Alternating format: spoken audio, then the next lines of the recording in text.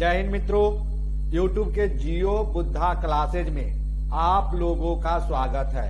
मैं डॉक्टर सुशील पटेल। आज हम कुछ ऑब्जेक्टिव क्वेश्चन पर चर्चा करने जा रहे हैं। यह ऑब्जेक्टिव क्वेश्चन जो देख रहे हैं भू आकृति विज्ञान से संबंधित है, तो इस वीडियो को अंत तक देखिए।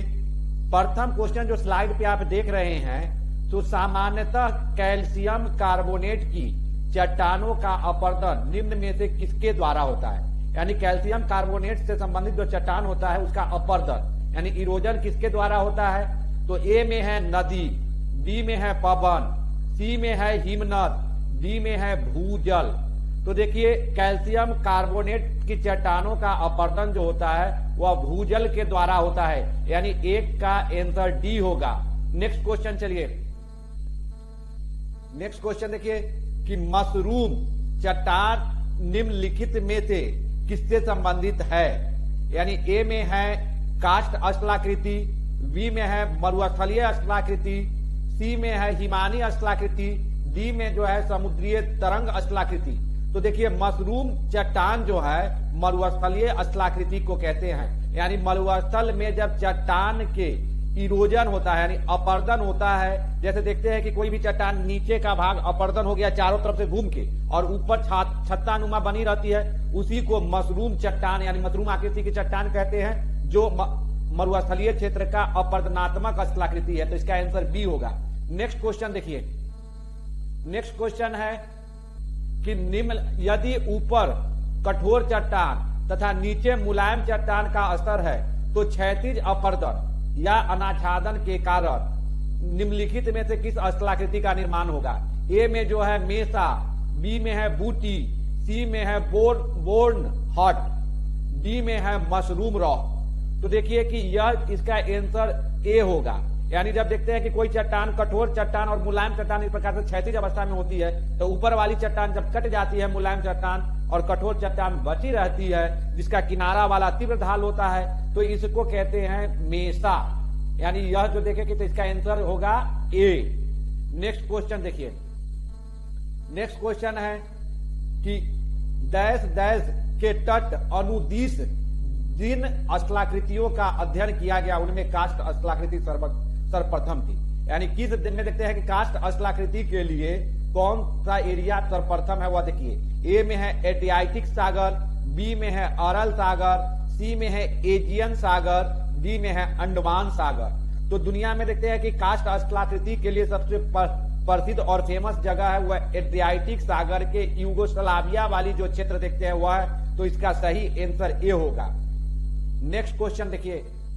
नेक्स्ट क्वेश्चन है कि निम्न में से किसके परिणाम स्वरूप प्रस्तर जालकों का निर्माण होता है? यानी प्रस्तर जालकों का निर्माण किसके द्वारा होता है? तो ए में कहा जा रहा है भूजल द्वारा अपरदन, बी में है पवन द्वारा अपरदन, सी में है हिमनद द्वारा अपरदन, डी में है नदियों द्वारा अपरदन। तो देखिए कि यह जालकों का निर्माण, प्रस्तर जालकों का निर्माण जो होता है पवन द्वारा अपरदन के द्वारा होता है। यानी यह पवन यानी कि रेगिस्तानी क्षेत्र में यह पाई जाती है, तो इसका सही आंसर बी होगा। नेक्स्ट क्वेश्चन देखिए।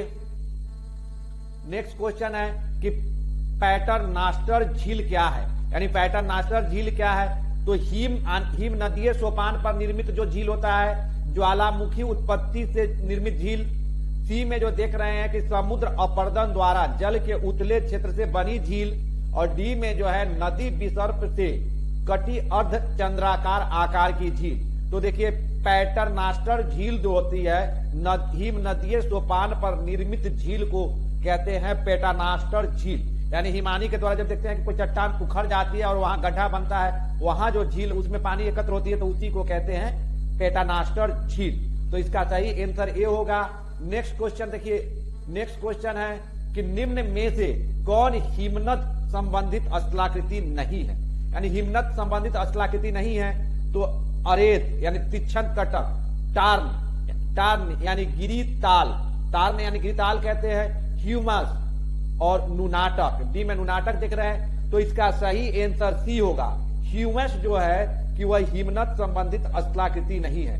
यह कास्ट जो रीजन देखते हैं यानी कास्ट रीजन का यह निक्षेपात्मक स्थलाकृति है। यानी ह्यूमस जो देखते हैं वो क्या है, काष्ठ अस्थलाकृति का निक्षेपात्मक अस्थलाकृति है। तो इसलिए इसका सही आंसर सी होगा, यानी अरे टर्न और नुनाटक यह हिमनत अस्थलाकृति है। तो नेक्स्ट यानी इसका सही आंसर सी है। नेक्स्ट क्वेश्चन देखिए, नेक्स्ट क्वेश्चन है कि निम्नलिखित आकृतियों में से कौन काष्ठ अस्थलाकृति से में संबंधित नहीं है, यानी इसमें से काष्ठ अस्थलाकृति से किसका संबंध नहीं है। तो युवाला, ए में देख रहे हैं युवाला, बी में देख रहे हैं सी टिब्बा, डी में देख रहे हैं, सी में देख रहे हैं अंधी घाटी, डी में देख रहे हैं निमग्न सकरी घाटी। तो देखिए इसका सही आंसर बी होगा, यानी सी टिब्बा जो देखते हैं यह मरुस्थलीय क्षेत्र की अस्थलाकृति है, यानी मरुस्थलीय क्षेत्र के निक्षेपात्मक अस्थलाकृति है, यानी अर्ध चांद की आकृति की जो बनती है। तो यानी इसका सही आंसर बी होगा। नेक्स्ट क्वेश्चन देखिए, नेक्स्ट क्वेश्चन है कि स्टोन लैटिस निम्नलिखित में से किसकी क्रिया द्वारा निर्मित होता है, यानी किस क्रिया द्वारा निर्मित होती है स्टोन लैटिस।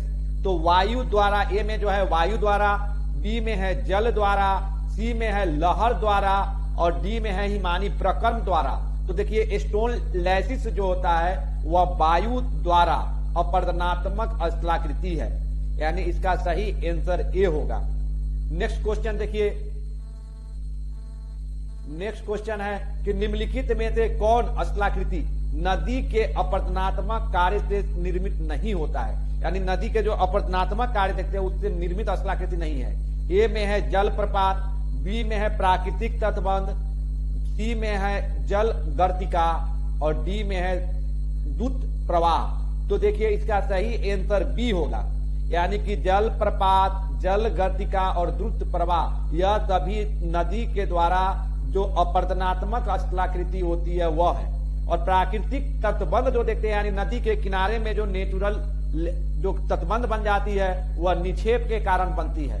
तो प्राकृतिक तटबंध जो है वह निक्षेपात्मक अस्थलाकृति है। तो इसका सही आंसर बी होगा। नेक्स्ट क्वेश्चन देखिए कि नेक्स्ट क्वेश्चन है कि निम्न में से कौन अस्थलाकृति पवन के अपरदनात्मक स्थल रूपों से संबंधित नहीं है, यानी पवन का जो अपरदनात्मक अस्थलाकृति जो देखते हैं उससे संबंध नहीं है। तो देखिए ए में जो है इंसेल वर्ग, बी में है वरखान, सी में है ड्राई कैंटर, डी में है गारा या छत्रक शिला। तो देखिए वरखान जो है वह निक्षेपात्मक अस्थलाकृति है, यानी मरुस्थलीय क्षेत्र में जो देखते हैं पवन के द्वारा जो निक्षेपात्मक अस्थलाकृति में यह वरखान आती है। इंसेल वर्ग, ड्राई कैंटर और गारा या छत्रक शिला जो कहते हैं यह सभी अपरदनात्मक अस्थलाकृति है।